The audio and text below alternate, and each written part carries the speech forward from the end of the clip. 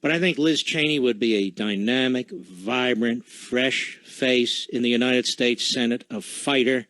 I'm a big fan of hers. And how are you, my friend? Listen, I am doing great, Mark. And let me tell you that you were number one. And damn right. I appreciate that very much. Well, I am a huge fan of the Cheney family, period. But you would be terrific in the United States Senate. I really feel, Liz Cheney, it is time for some, fresh faces, fresh voices, people who are prepared to fight, not with the go-along crowd, who see the perilous state the nation is in. And your opponent is a nice enough person, but the fact of the matter is the guy is not a standout, and that's why so many in Washington are backing him and so many outside of Washington are backing you. Well, yeah, I mean, I appreciate that very much. And, I tell folks my decision to get into this race was certainly not personal. I have a lot of respect for Senator Enzi, but we just can't keep going along to get along. And he's been in office for 18 years now. And for the last 5 under this president, the people of Wyoming have been really ground zero for the assault on our liberty, the assault on our freedom, on our constitutional rights. And it's time for us to stand up and fight back, something you know so well, and I know you do every day. But we really have to elect some new folks who are going to go to Washington and lead the effort to get this federal government under control and really, draw the line, push back this president's policies until we can get a new president in office come 2017. Liz Cheney, I noticed, really out of the blue, all of a sudden, Senator Enzi is being credited with noticing that we would all lose, or many of us would lose our insurance policies if Obamacare is passed. I mean, was he the only one who figured that out?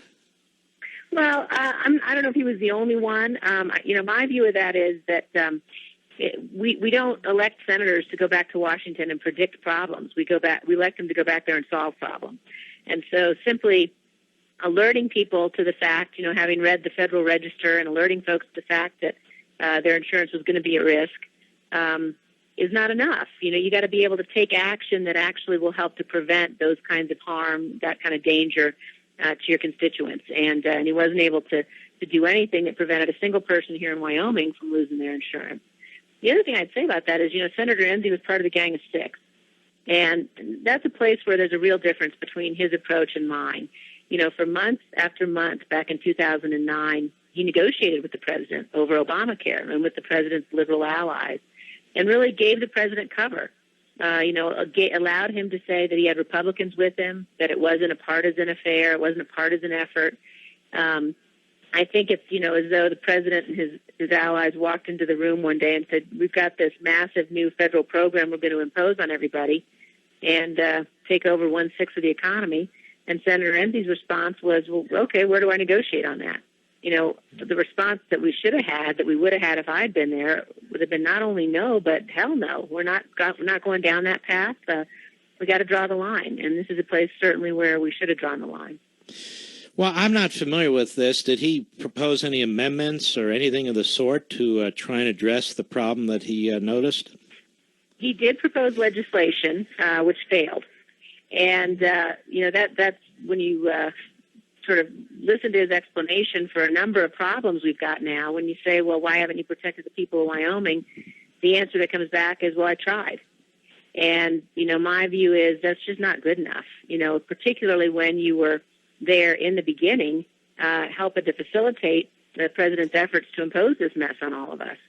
And, you can't be in a situation where you don't know when to draw the line. And when you begin to negotiate about our freedoms, and negotiating over Obamacare was certainly negotiating for, over our fundamental freedoms.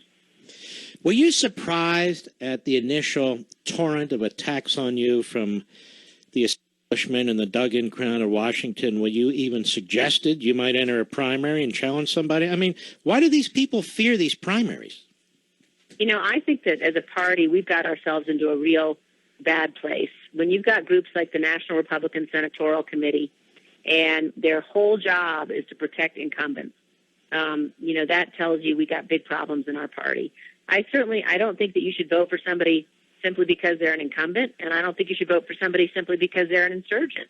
And when the central organization in the United States Senate that's tasked with helping to elect Republicans sees its mission as being an incumbent protection agency. We got a real problem.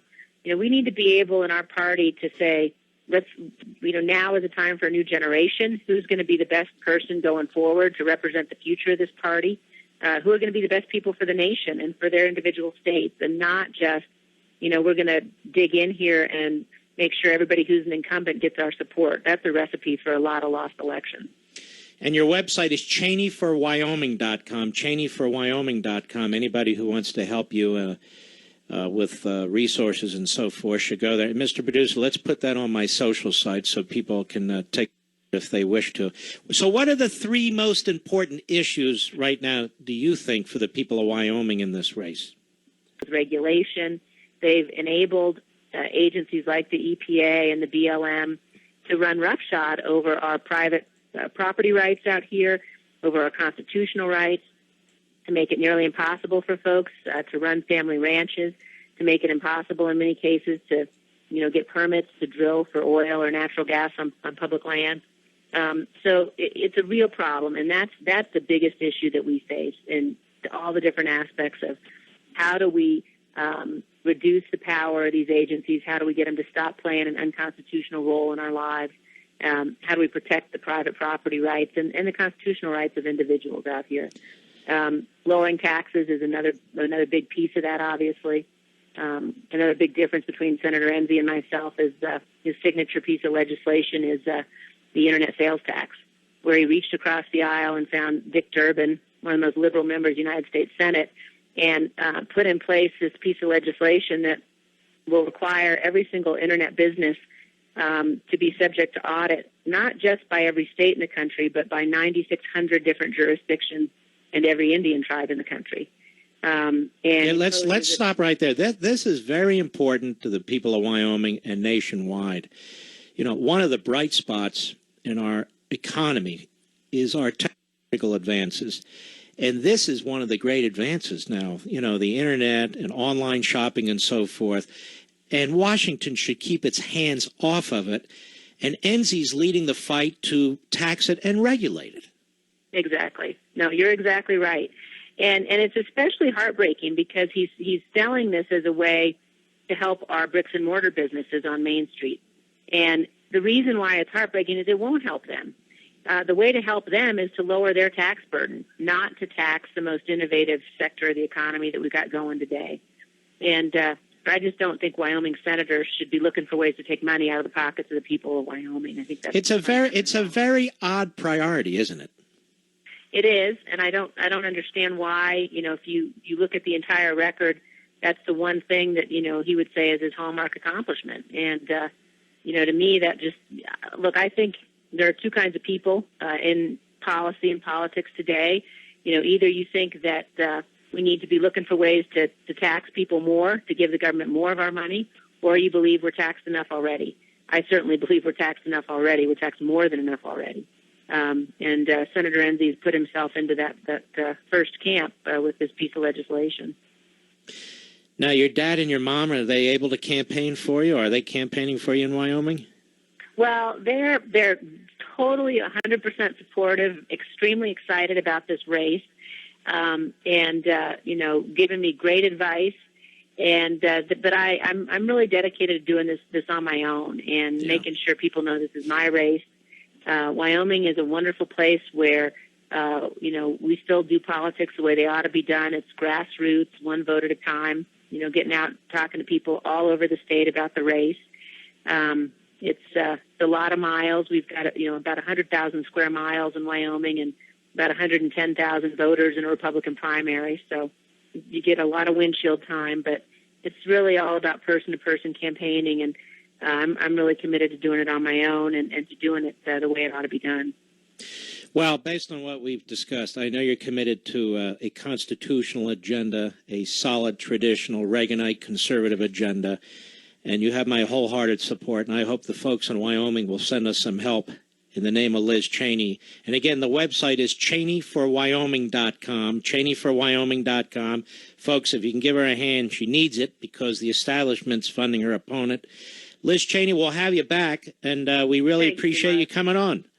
Well, listen, thank you very much. Thanks so much for the endorsement and all the help and support. And please keep fighting the good fight and producing wonderful books like the Liberty Amendments, which are just, it's a terrific set of ideas that lay out a way that we can actually get back to the constitutional framework we all deserve to be living under. So thanks for everything you do too, Mark.